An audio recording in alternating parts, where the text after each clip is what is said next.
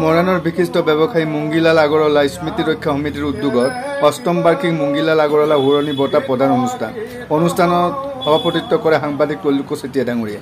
নিৰ্দিষ্ট বক্তা হিচাপে বক্তব্য প্ৰদান কৰে মৰাণ মহিলা মহাবিদ্যালয়ৰ অধ্যক্ষ ডক্টৰ তৰুণ গগৈদেৱে। অধকুম ছাত্ৰ সন্থাৰ সম্পাদক অনুপজ্যোতি ভূঞাই বিশিষ্ট অতিথি হিচাপে বক্তব্য প্ৰদান কৰে।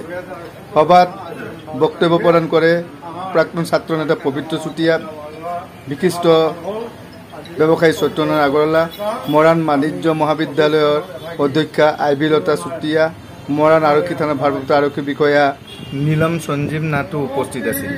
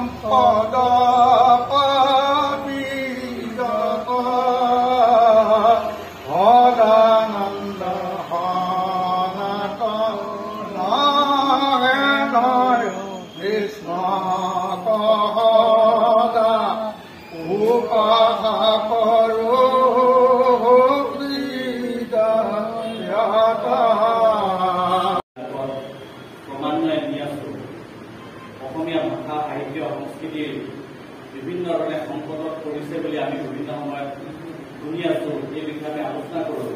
কিন্তু মাৰোৱাৰী সম্প্ৰদায়ৰ এগৰাকী ব্যক্তি স্বাধীনতাৰ পূৰ্বতেই তেওঁ মৰাণ আদৰ্শ প্ৰাথমিক বিদ্যালয়ত প্ৰাথমিক শিক্ষা সাং কৰিছিল। পাছত তেওঁ মৰাণ মধ্য ইংৰাজী বিদ্যালয়ত দেখিছে যে তাৰ পৰা তেওঁ মাধ্যমিক শিক্ষা সম্পূৰ্ণ কৰি ডিব্ৰুগড় হনুমান গান্ধী মহাবিদ্যালয়ৰ পৰা তেওঁ স্নাতক হৈ পাছলৈ দেলহিত তেওঁ উচ্চ শিক্ষা গ্ৰহণ কৰিছিল আৰু তেওঁ তাৰ পৰা ঘূৰি আহি মৰাণৰ ব্যৱসায়ৰ লগতে সমাজ কল্যাণমূলক বিভিন্ন